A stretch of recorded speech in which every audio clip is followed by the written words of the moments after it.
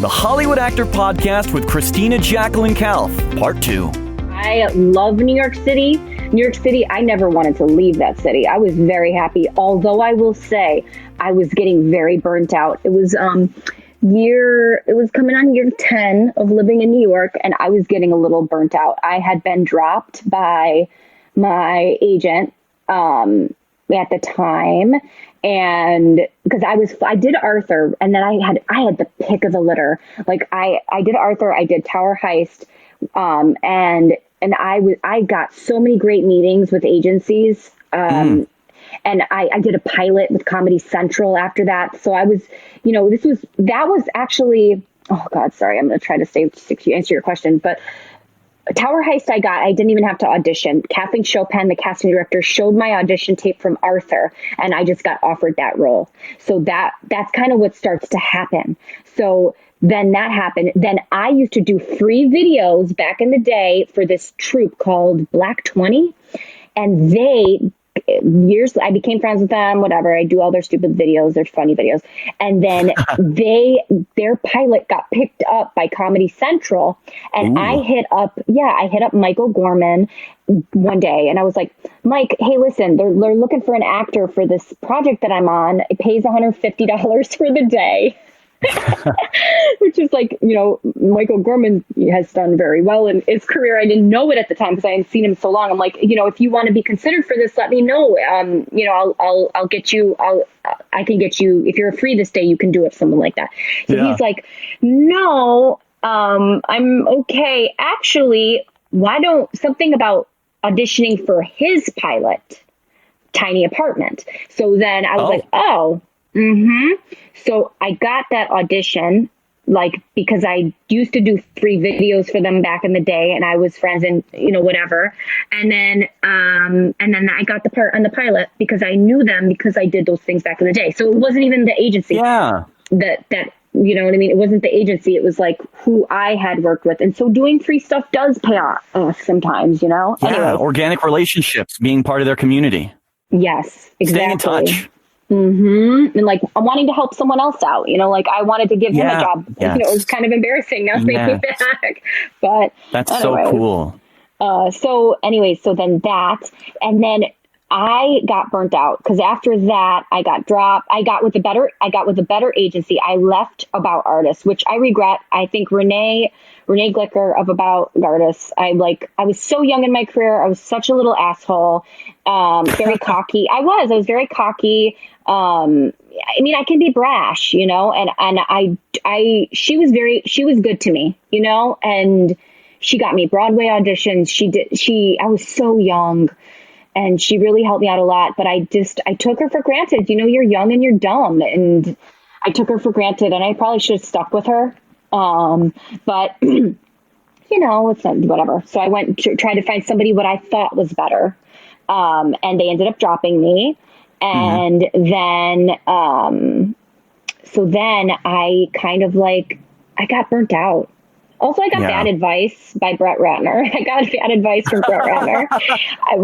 He said, Christina, you don't have to audition. He's like, you got to be above auditioning. You have to be, I'm like, yes, this is Brett Ratner telling me that I need to be above auditioning. This is what I need to be doing. You're so right, Brett. And so that is terrible advice. That is advice for somebody who's very successful in Hollywood, not someone who's done 2 small roles in 2 big movies. That is not the advice that you need to audition. You need to update your headshots. That is bad advice. The Hollywood Actor Podcast is pretty tricky. I try not to give advice and develop rules or ways of acting. I try to just understand through different people's experiences what works for different people. And you can try these different paths and see that certain paths do seem to be more successful ways of operating in Hollywood. I think that's very, very smart. Genius, because it's so true. It is so true. And advice for an early career actor, mid-career actor, celebrity actor, it's completely different and sometimes contradictory. Yes. So hearing your experience coming off of Arthur and then, with Brett Ratner, that's refreshing, to hear that people, there is bad advice out there from celebrity actors, from your agent, from a casting director that you auditioned for once. We shouldn't treat any of these rules as gospel. We should just take them, make note of them, be aware of what people are saying around us, but ultimately find out what makes us the happiest and seems to be putting us on the path that we're meant for. I love that. That's beautiful, Jamie. I love that. So true. So true. But anyways, so I got that advice, and of course that gassed me up, and then got dropped. And then I was like, you know what? I went to Tribeca Film Festival was happening, and I went to a screening of a movie, and I was watching it, and I thought it was a YouTube thing, like a YouTube screening, and they were promoting their space and this and that. And I was like, that's what I'm going to do. I'm going to stop auditioning. I'm going to stop all this racket and dealing with agents, and I'm going to become famous on YouTube. And that is how I'm going to get acting work. That is what I thought was going to happen.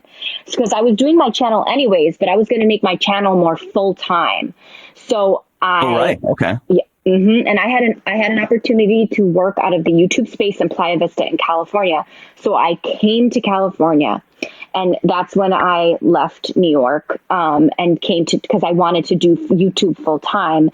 Big mistake, huge. I mean, not for all people. This is just my opinion for me. Big mistake. Don't ever leave the business if you want to be in the business. Especially if I had 50,000 subscribers, that would be at a base to start with. That would be one thing. But I had 4,000 subscribers. No. That is not something it takes so much to build a following, and YouTube is not acting at all. I wasn't taking acting classes. Most of my time was spent in Playa Vista at the YouTube spaces, editing behind a computer.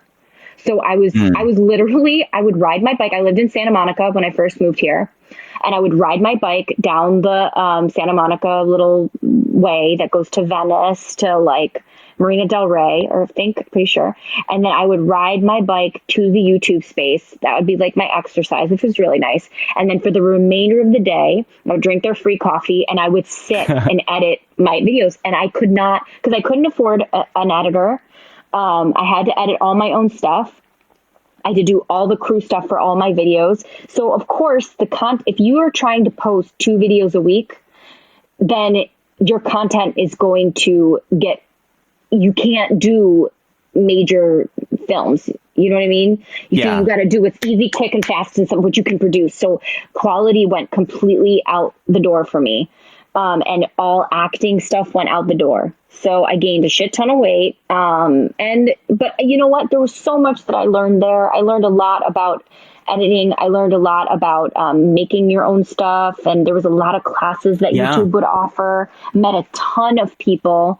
YouTube was awesome. It was really, really cool. And you could collaborate with people, but I wasn't doing it for the right reasons. I was doing it to try to become popular. I was doing it to try to make money. I was doing it to gain influence and power, and it's just not aligned with who I am. So I think that's more of a chore than aligned with your passions.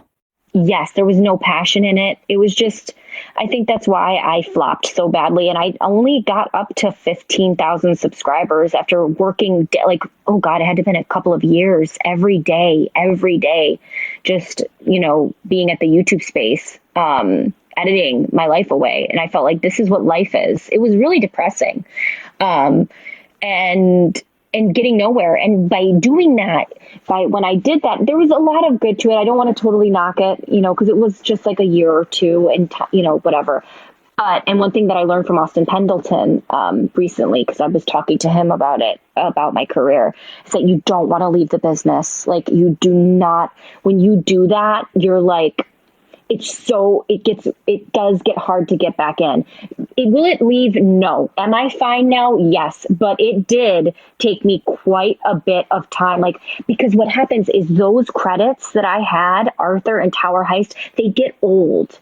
Now it's 10 years old. It feels like yesterday that I did Arthur. Yeah. That's now 10 years old.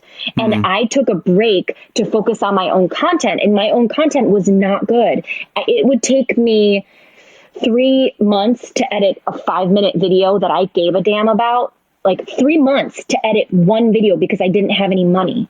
So it's just, if that's my passion, then yes, that was so worth it. But that video that took me 3 months to edit only had 2,000 views. Like, that is so gut-wrenching and just such a waste of time when I could have been, not looking back, whatever, but like I could have been getting with a good agent, using those credits that were more recent to get a good agent in LA, somebody who was better than what I was able to get coming, because I went through several agents when I was finally ready to jump back in the business. I'm like, finally having the realization that YouTube wasn't working. It's like, this is not working. I'm making videos. I was making videos. Oh my God, Jamie, where they were asking me to burp all the time. Oh. They were asking, like, Christina, can you burp in your video? So because YouTube would teach you, you would take these classes and they'd say, you got to cater to your audience, listen to your audience, do what they ask you to do. They're like, well, we want you to just do Q&As where you talk to us and where you show us your feet or burp or fart or whatever. And I never farted, but like I would burp constantly, for them, because I thought that was funny. You know what I mean? Yeah. And so what happened was, there was a fucking compilation video of my burps with 200,000 views. It's a freaking fetish. So here I am throwing away my training with Austin Pendleton, throwing my AMDA things to do burping videos on YouTube. It was a big wake up call, because I was like, what am I doing? I was like so into like Tennessee Williams and studying Shakespeare and like musical theater. I was auditioning for Broadway shows. I did major motion pictures, and here I am in my apartment burping the ABCs.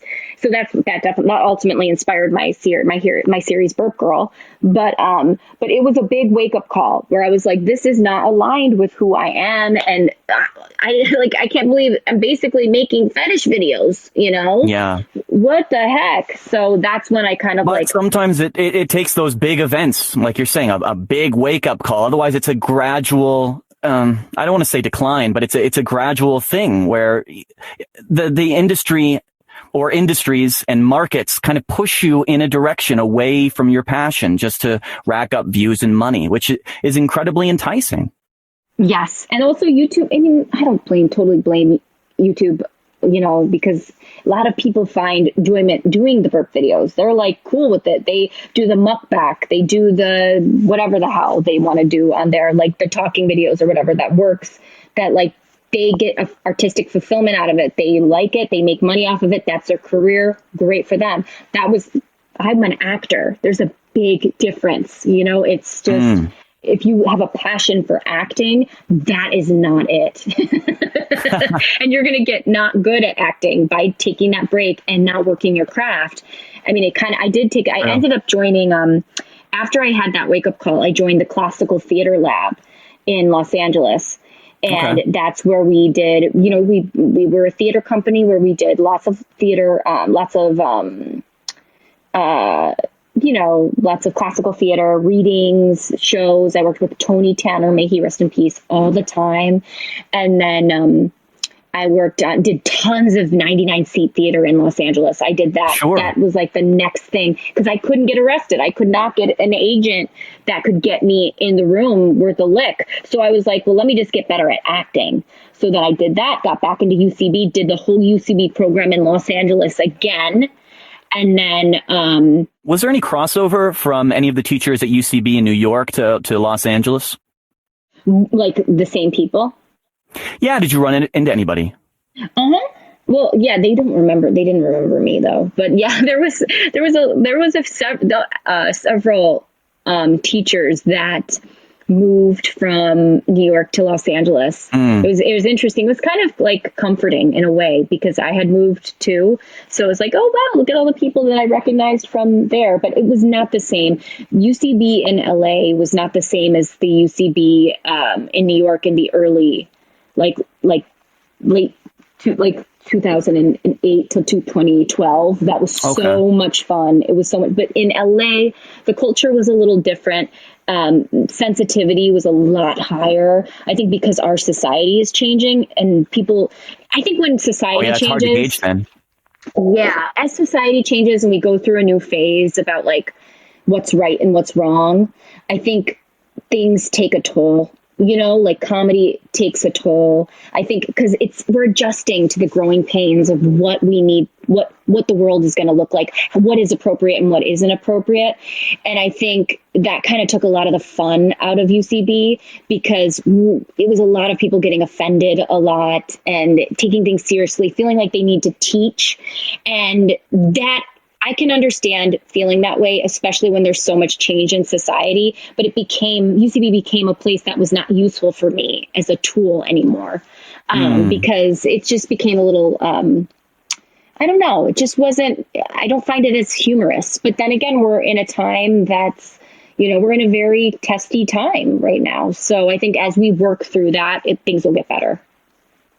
Yeah, that's really interesting. Because I just wanted to understand, and it's hard to gauge from UCB New York to UCB LA as the times are changing as well over the past 10 years is a real, almost a generation gap just in 10 years. Oh my God. Isn't that crazy, Jamie? It's so true though. Yeah. Not just in terms of sensitivity, but in terms of the media landscape, increased fragmentation. And then now with COVID, I mean, it's wild. And it's almost, I struggle to compare. And all my time in New York as well, I was trying to pursue musical theater once I was out of Stella Adler because that's all I could find. Adler. Yes, I went to Stella Adler in New York City. I was a conservatory. Yeah. And it set me up for a lot of exactly like you were saying, the Tennessee Williams, Clifford Odets.